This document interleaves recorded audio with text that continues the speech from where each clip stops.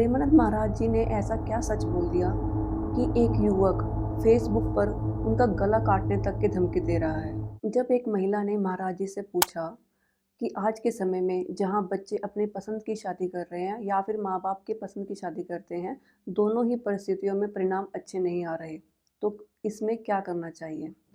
तब जवाब में महाराज जी क्या कहते हैं, हम वर्ड टू वर्ड आपको बताते हैं। इसके जवाब में महाराज जी कहते हैं कि आजकल बच्चों और बच्चियों के चरित्र पवित्र नहीं हैं, तो अच्छे कैसे आएंगे। लड़के से ब्रेकअप करके दूसरे से व्यवहार, फिर दूसरे से ब्रेकअप, फिर तीसरे से व्यवहार, और व्यवहार व्यभिचार में परिवर्तित हो रहा है। कैसे शुद्ध होगा। मान लो हमें 4 होटल के भोजन खाने की ज़बान में आदत पड़ गई, तो घर की रसोई का भोजन अच्छा नहीं लगेगा। अब 4 पुरुष से मिलने की आदत पड़ गई है, तो एक पति को स्वीकार करने की हिम्मत उसमें नहीं रह जाएगी। ऐसे ही लड़का जब 4 लड़कियों से व्यभिचार करता है, तो वो अपनी पत्नी से संतुष्ट नहीं रहेगा। उसे 4 से व्यभिचार करना पड़ेगा क्योंकि उसने आदत बना ली है। हमारी आदतें खराब हो रही हैं। आजकल बहू मिलना या पति मिलना बड़ा मुश्किल है। 100 में से कोई 2-4 कन्याएँ ऐसी होंगी जो अपना पवित्र जीवन रख कर किसी पुरुष को समर्पित होती होंगी। कैसे वो सच्ची बहू बनेगी? जो 4 लड़कों से मिल चुकी हो वो सच्ची बहू बनेगी? जो 4 लड़कियों से मिल चुका हो वो सच्चा पति बन पाएगा? तो अब ये हमारा भारत देश धर्म प्रधान देश है। अब जो हमारे देश में गलतियाँ घुस गई हैं, विदेशी ये माहौल घुस गया है, ये लिव इन रिलेशन क्या है? गंदगी का खजाना। हमारे यहाँ पवित्रता के लिए जान दे दी। जब मुगलों का आक्रमण हुआ तो पवित्रता के लिए जान दे दी, लेकिन शरीर को छूने नहीं दिया। अपने पति के लिए प्राण देने की भावना हमारे देश में रही है कि हमारी जान चाहे चली जाए, मेरे पति का बाल बांका ना हो। और यहाँ पतियों के साथ ऐसा व्यवहार हो रहा है। अपनी पत्नी को प्राण माना गया है, अर्धांगिनी माना गया है।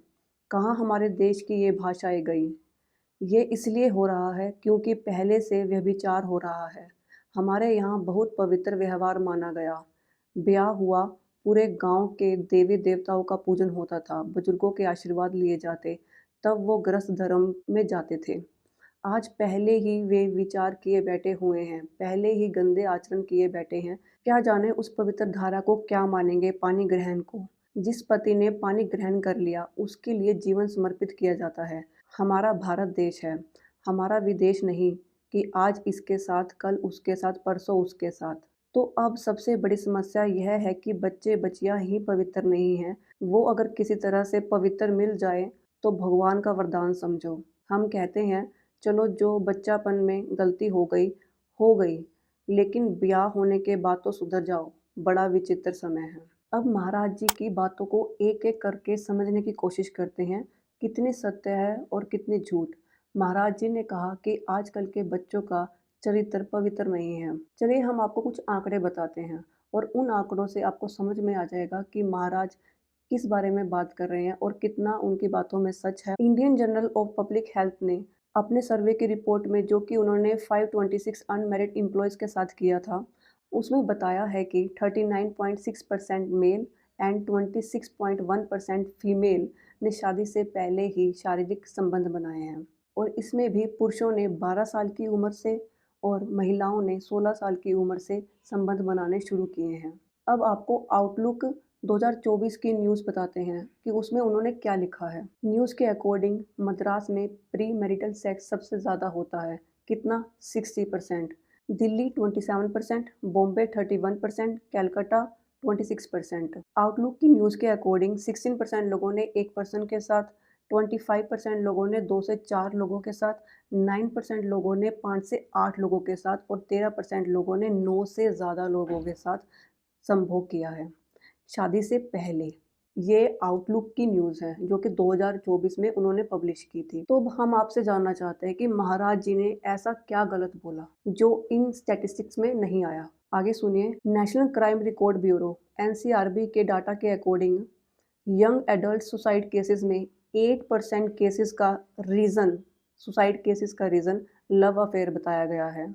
मतलब कि 8% नौजवान बच्चों के सुसाइड करने का रीज़न प्रेम संबंध रहा है। एनसीआरबी की 2022 की रिपोर्ट बताती है कि 28,522 मर्डर्स में से 2,821 मर्डर्स का रीज़न रिलेशनशिप रिलेटेड कॉन्फ्लिक्ट्स रहा है। 28,522 मर्डर का थर्ड फोर्थ बड़ा रीज़न प्यार, धोखा, डिसेप्शन, एक्स्ट्रा मैरिटल अफेयर रहा है। और रिसेंट एग्जांपल्स आपको पता ही हैं, ड्रम केस अभी हुआ था और हनीमून केस जिसमें पति का ही खून कर दिया गया। क्यों? एक्स्ट्रा मैरिटल अफेयर के कारण। तो अब बताइए महाराज जी ने इसमें क्या गलत बोला?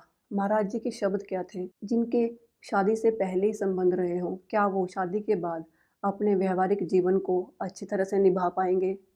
नहीं, यही महाराज जी ने बताया। तो इसमें महाराज जी ने क्या गलत बोला? अब थोड़ा रिलीजन्स पर बात कर लेते हैं कि अलग अलग धर्म में इन चीज़ों को लेकर क्या बातें हैं। सबसे पहले हम बात करते हैं इस्लाम धर्म की। इस्लाम में शादी से पहले बनाए गए शारीरिक संबंध या रोमांटिक संबंधों को हराम माना गया है। प्रेम संबंधों के लिए निकाह यानी शादी करना अनिवार्य है। ये इस्लाम धर्म की बात रही है। अब बात करते हैं हिंदू धर्म की। हिंदू धर्म में शादी से पहले पवित्रता को ध्यान में रखते हुए शादी तक ब्रह्मचर्य का पालन करने का आदेश दिया गया है। शादी से पहले बनाए गए शारीरिक या प्रेम संबंधों को संस्कारों के विरुद्ध बताया गया है। ईसाई धर्म में बाइबल में फोर्किनेशन यानी शादी से पहले संबंध को पाप बताया गया है। शादी से पहले सेक्स को इमोरल बताया गया है। सिख धर्म में भी शादी से बाहर के प्रेम संबंधों को अस्वीकार माना जाता है। गुरु ग्रंथ साहिब जी में भी एक पति एक पत्नी के विचारधाराओं को बढ़ावा दिया गया है। जैन धर्म की बात करते हैं। जैन धर्म में शुद्धता यानी ब्रह्मचर्य को बढ़ावा दिया जाता है। विवाह से पहले के किसी भी प्रकार के संबंधों को काम वासना का बंधन माना जाता है, जिससे मोक्ष की राह कठिन होती है। ये लो, यहाँ तो महाराज जी ने सभी धर्मों के पक्ष की बात बताई है। तो अब ये जो महाराज जी के खिलाफ बोल रहे हैं, ये किस धर्म से बिलोंग करते हैं या फिर ये अपने धर्म को मानते ही नहीं हैं? महाराज जी की कंट्रोवर्सी से अलग पिछली जो कुछ कंट्रोवर्सीज हुई हैं, उनके बारे में भी बात कर लेते हैं। 28 अक्टूबर 2023 को कॉफ़ी विद करण में जब दीपिका पादुकोण आए थे, तब उन्होंने ओपन रिलेशनशिप की बात की थी और उनके सेंटेंस थे, I didn't commit until he propose. अगर महाराज जी गलत हैं, महाराज जी के विचार गलत हैं और महाराज जी का विरोध करना ज़रूरी है, तो तब जब दीपिका पादुकोण ने ओपन रिलेशनशिप की बात कही थी, तब दीपिका पादुकोण का विरोध क्यों किया गया था? अभी आगे सुनिए। जब हार्दिक पांड्या सीजन 6 जनवरी 2019 में कॉफ़ी विद करण में आए थे, तब उन्होंने खुलकर बताया था कि वो कई महिलाओं के साथ हुकअप कर चुके हैं और उनकी स्टेटमेंट थी, सुनिए। When I lost my virginity I came home and said मैं करके आया है आज। तब उनकी इस स्टेटमेंट का विरोध क्यों किया गया था? क्यों हार्दिक पांड्या का विरोध किया गया था? तो अब आप बताइए कि तब जब दीपिका पादुकोण और हार्दिक पांड्या का विरोध करना सही था, तो आज महाराज जी के द्वारा बताई गई बातों का विरोध करना कैसे सही हो सकता है? तो अब हम आपसे जानना चाहते हैं कि महाराज जी की किस स्टेटमेंट का या किस वर्ड का आपको इतना बुरा लगा, जो उन्होंने आगे आने वाले बच्चों के या इस जनरेशन के बच्चों के फ्यूचर के बारे में गलत बताया हो? महाराज जी जब भी जो भी कुछ बोलते हैं वो शास्त्रों के अनुकूल बोलते हैं और संतों का काम ही होता है समाज को सही राह दिखाना। वही महाराज जी ने किया। हम आपसे जानना चाहते हैं कि आज के बच्चे जो स्कूल और कॉलेजेस में पढ़ रहे हैं, क्या वो वहाँ पर सिर्फ पढ़ाई करने जा रहे हैं? क्या वहाँ पर पढ़ रहे बच्चों के कोई बॉयफ्रेंड या गर्लफ्रेंड नहीं है? और वो बॉयफ्रेंड बनाना, गर्लफ्रेंड बनाना उस एज में क्या आपको सही लगता है? अगर आप पेरेंट्स हैं और आपको अपने बच्चों के फ्यूचर की चिंता है, तो महाराज जी को सपोर्ट कीजिए, ना कि उनका विरोध कीजिए। हम अंत में आपसे एक रिक्वेस्ट करना चाहते हैं, अगर आपको अपने परिवार के बच्चों की, अगर आपको अपने आने वाली पीढ़ियों की चिंता है, उनके भविष्य की चिंता है, अगर समाज की चिंता है, भारत देश की चिंता है, तो महाराज जी की बातों को सपोर्ट कीजिए। महाराज जी ने आज तक भी अपने लिए कभी कुछ नहीं बोला। वे एक संत हैं और संत का दिल बहुत बड़ा होता है। वे आपको माफ़ भी कर सकते हैं और उनको किसी की बात का कोई बुरा भी नहीं लगता। लेकिन ये आपकी ज़िम्मेदारी बैठती है कि आप ऐसे संतों का विरोध ना करें और उनकी बातों को तोड़-मरोड़ कर समझने की कोशिश ना करें, बल्कि पूरी वीडियो को अच्छे से देखकर उनकी बातों को समझें और वो क्या कहना चाहते हैं, किस संदर्भ में उन्होंने बोला और ऐसा कोई भी शब्द नहीं है जो उन्होंने गलत बोला है। मैं और मेरे परिवार ने पूरी वीडियो सुनी है, पूरी क्लिप देखी है और कोई भी शब्द ऐसा नहीं है जो गलत कहा गया हो।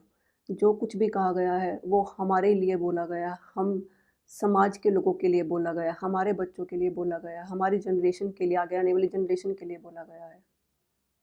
तो आज की वीडियो में इतना ही। नमस्ते।